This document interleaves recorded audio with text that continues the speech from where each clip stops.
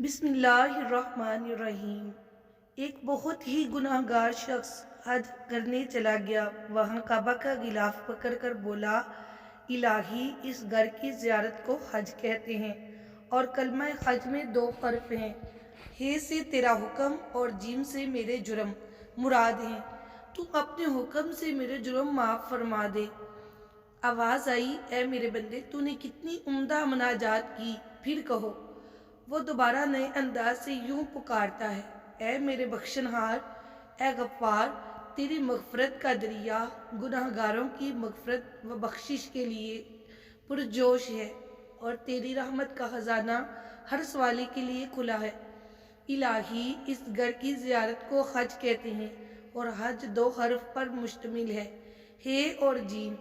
ہے سے میری حاجت اور جیم سے تیرا جود و کرم ہے۔ تو اپنے جود و کرم سے اس مسکین کی حاجت پوری فرما دے۔ آواز آئی، اے جوان مرد، تو نے کیا خوب حمد کی، پھر کہو۔ وہ پھر عرض کرنے لگا، اے خالق کائنات، تیری ذات ہر عیب و نقص اور کمزوری سے پاک ہے۔ تو نے اپنی عافیت کا پردہ مسلمانوں پر ڈال رکھا ہے۔ میرے رب، اس گھر کی زیارت کو حج کہتے ہیں۔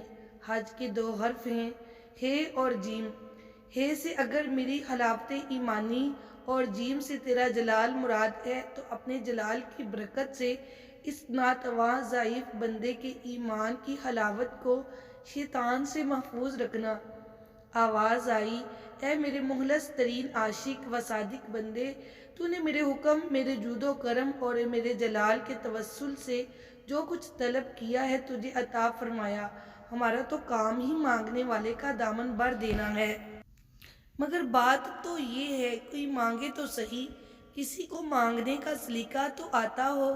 یا اللہ پاک، ہم جیسے گناہگاروں کو بھی مانگنے کا سلیقہ اور توفیق عطا فرما۔ آمین ثم آمین۔